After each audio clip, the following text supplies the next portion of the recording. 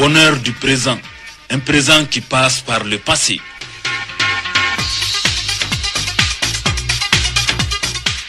Radio Clédou, le bonheur du futur, l'avenir sur le potentat des ondes FM. «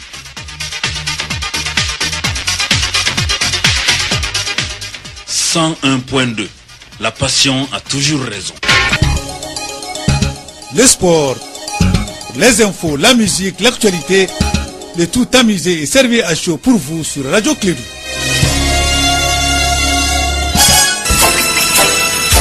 Radio Clédou, le journal avec Sotelma Malitel. Mesdames et messieurs, fidèles auditeurs, en condition de Clédou sa matinale, fidèles parmi les fidèles, ceux qui arrivent pour la première fois, on vous dit bonjour, et ceux qui arrivent par hasard, bienvenue, on vous accueille avec plaisir. Vous êtes sur Clédou et l'ensemble du réseau, que vous soyez à Bamako, à Koulikoro, que vous soyez à Sikasso, à Ségou, à Mopti, à Tombouctou, que vous soyez à Gao, à Kidal, à Meneka ou Tédenou ailleurs, vous êtes malien. Alors, voici pour vous le journal. Première édition de la matinale de ce 12 février 2019. Ce jour, ce mardi, le présentateur s'appelle Bakary. Bakary, bonjour. Oui, bonjour Abdoulaye, bonjour à toutes et à tous. Bienvenue dans cette édition, la première de Clédou Info. Dans ce journal, nous allons parler du retour volontaire de 22 migrants maliens qui étaient en Angola. Ces jeunes constitués d'hommes ont été accueillis hier lundi à la maison des Maliens de l'extérieur à Yamoussoukro, cité UNICEF, par les membres du département en charge des Maliens de l'extérieur. Dans ce journal, nous allons attendre Moussa Aloukouni, il est le chef du cabinet du ministre des Maliens de l'extérieur. Donc, il sera interrogé par Etienne Nyaré. Sur un autre plan, sur le plan de la rencontre des religieux, en dehors donc des leaders religieux, plusieurs fidèles musulmans ont pris part au grand meeting organisé par le Haut Conseil islamique du Mali. Les jeunes étaient aussi de la rencontre. Mohamed Sangaré, c'est un jeune activiste, il donnera son avis par rapport donc à ces rassemblements. C'est interrogé par Kassim Traoré. Et puis l'actualité internationale va nous conduire en Algérie, où la candidature d'Abdelaziz de Bouteflika à l'élection présidentielle a fait beaucoup réagir. Mais malgré des critiques, le président de 81 ans a peu de chances en tout cas de perdre le scrutin. On en parlera dans la page internationale de ce journal. Et puis dans la rubrique invité, nous allons recevoir ce matin Master Soumi, qui sera donc notre invité. Il parlera non seulement du bras de fer entre les leaders religieux et le Premier ministre. Le président, pour lui, le président doit prendre ses responsabilités. C'est ce que pense donc le rappeur. Il sera interrogé à la fin de ce journal par Kassim Traoré. C'est le titre de ce journal. Le développement dans un instant avec Bakary Cissé.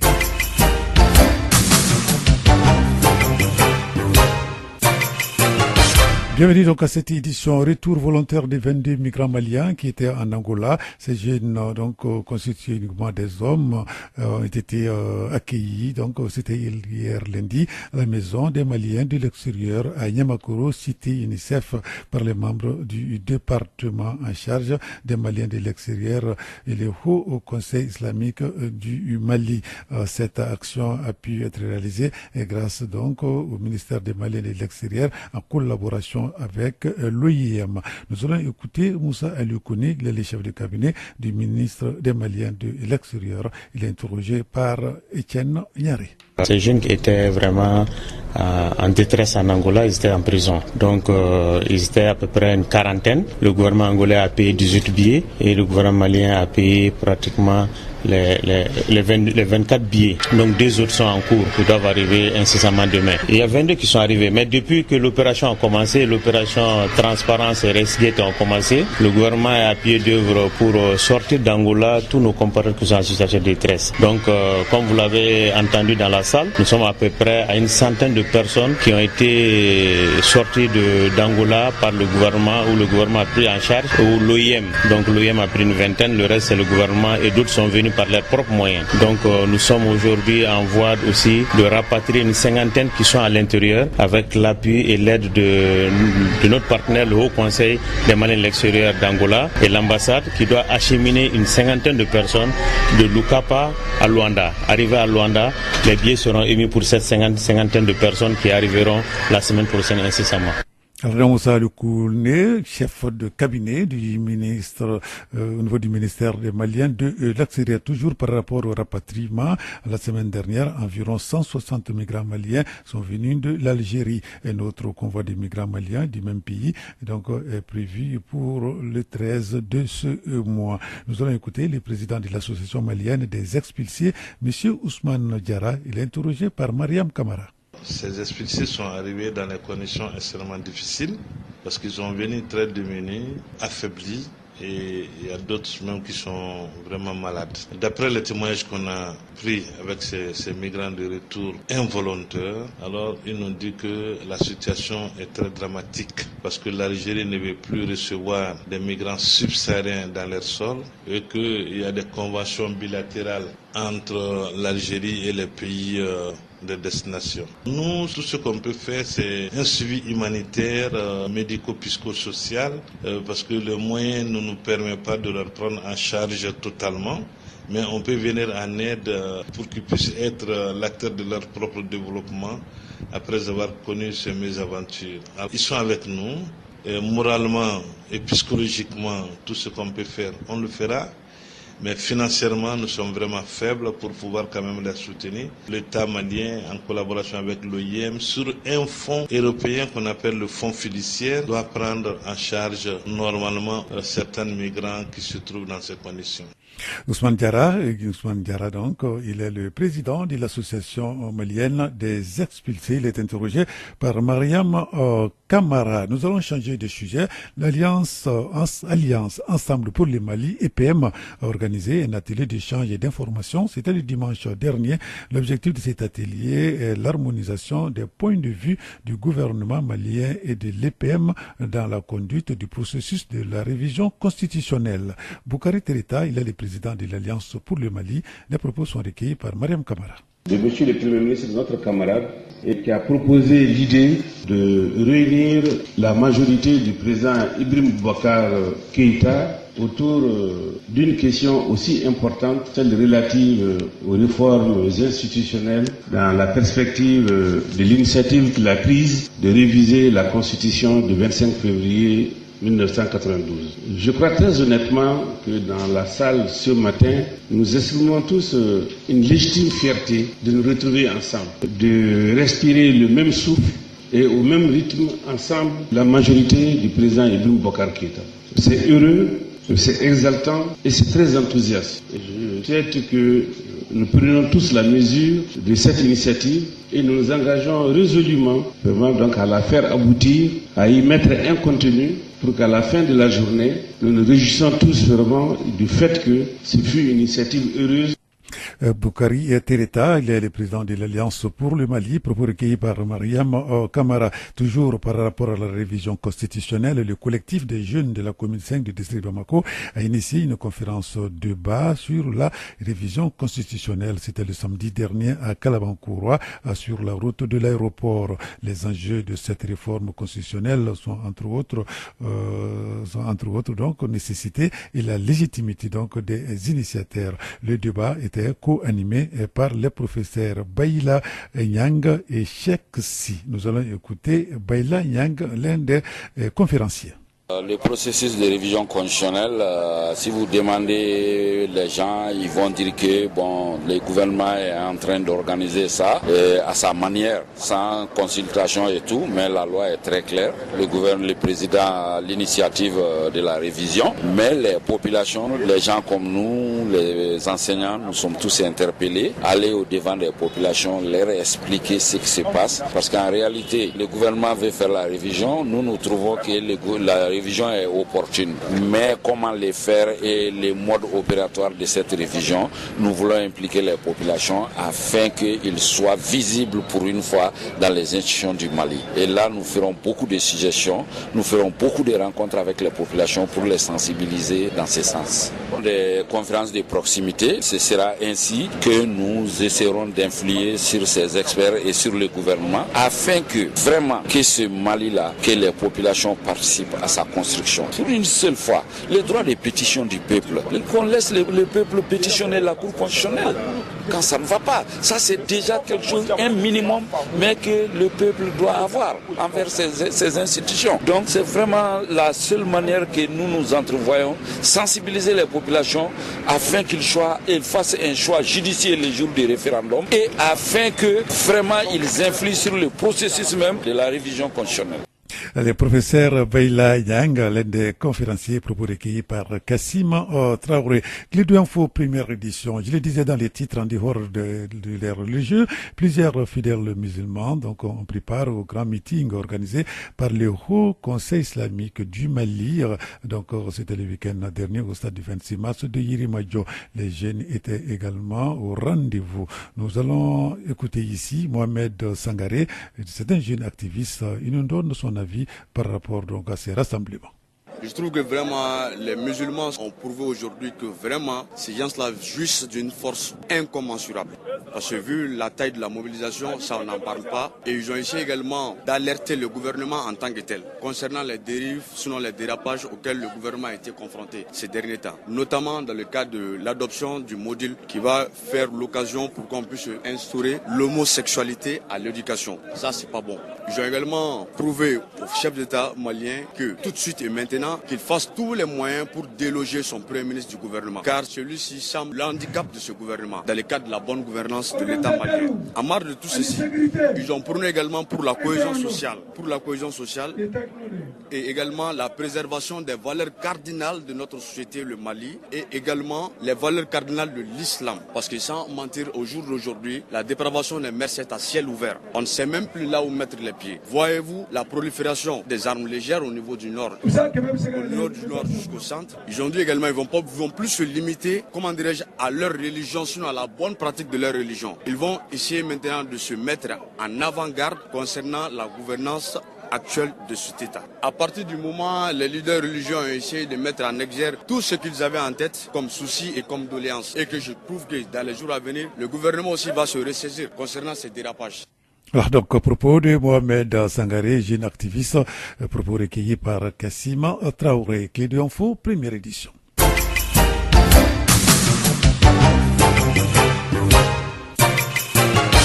Sur le plan international, plus de 84 millions d'électeurs nigérians sont appelés aux urnes. Ce sera le 16 février prochain pour élire, entre autres, leur président. Au total, 72 candidats donc sont en liste pour la magistrature suprême.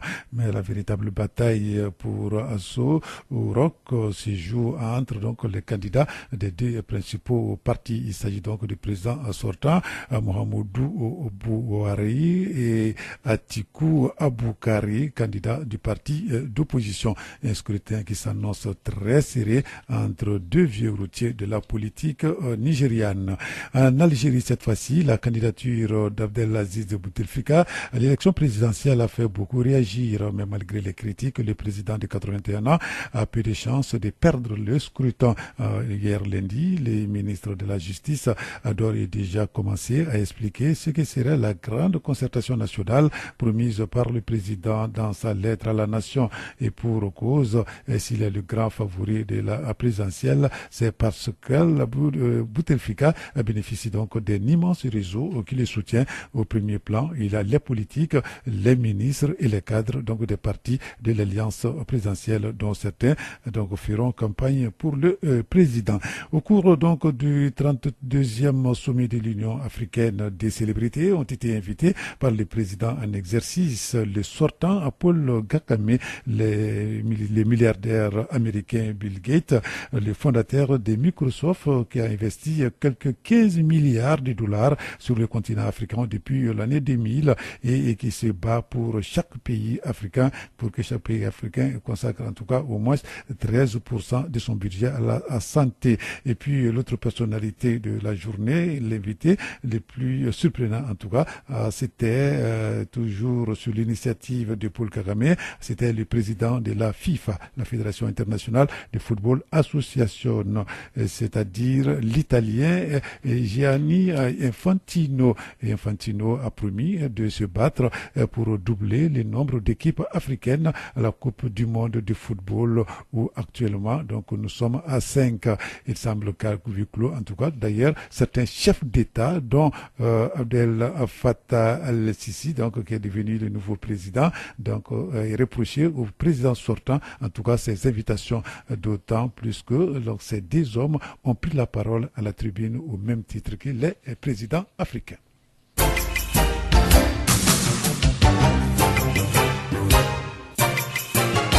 Nous arrivons à la page invitée de ce journal. Face au bras de fer entre les leaders religieux et le Premier ministre, le président doit prendre ses responsabilités. C'est ce que pense Master Soumi, le rappeur malien. Il revient de Ségou. Il avait participé au festival sur le Niger.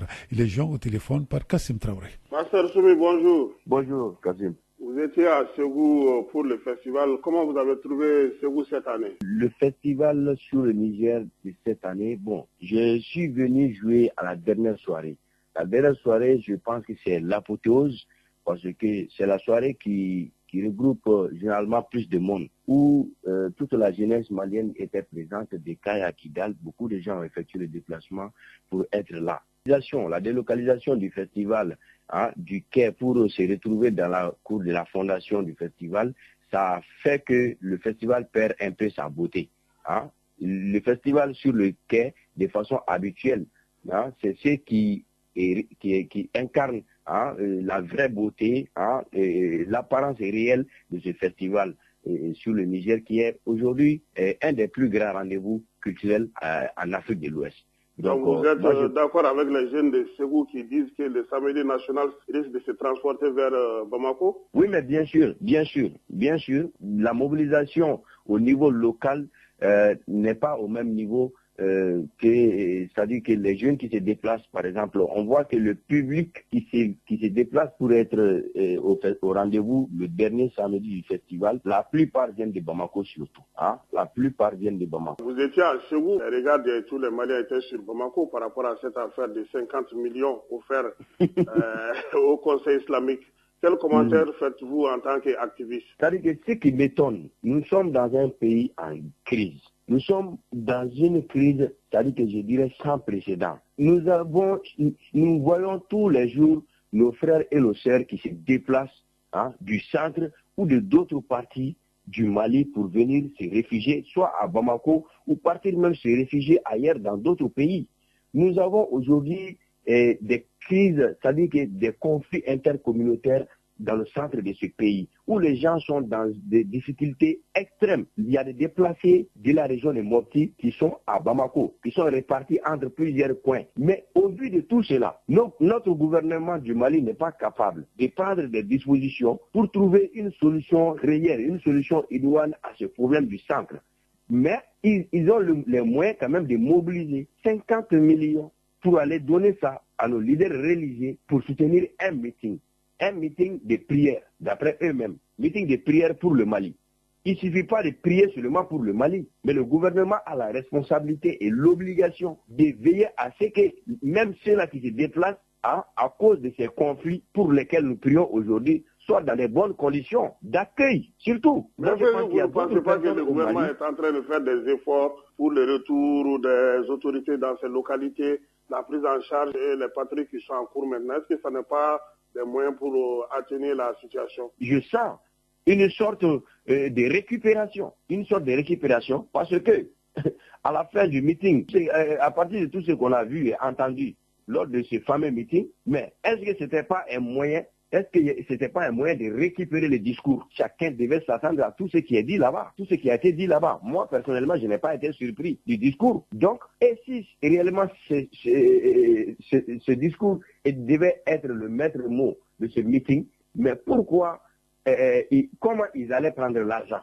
Non, pas du tout. On ne pouvait pas prendre 50 millions et aller tenir un tel discours. Est-ce que Le fait d'envoyer 50 millions à ces religieux n'était pas un moyen pour le Premier ministre aussi de se protéger, de sauver sa peau. Parce que ce qui a été demandé là-bas, c'est la démission du Premier ministre, la démission du gouvernement. Et si jamais ces religieux prenaient ces 50 millions-là, est-ce qu'ils allaient avoir le courage de tenir ce même discours qu'ils ont tenu hier, comme la démission du Premier ministre? Demandez cela au président de la République. Mais alors, qu'est-ce que vous proposez par rapport à cette situation, Master Soumi? Tout ce que moi, je propose en réalité, c'est qu'aujourd'hui, le gouvernement, le président de la République du Mali, qu'il sache qu'il est le président des Maliens. Le président, je constate de plus en plus que le président a tout laissé entre les mains de son Premier ministre. Il s'est débarrassé de tout. C'est pourquoi d'ailleurs, il dit régulièrement qu'il n'est pas au courant de ce qui se passe au Mali. Le président doit s'assumer et le président doit prendre sa responsabilité. Écoutez les Maliens, c'est les Maliens qui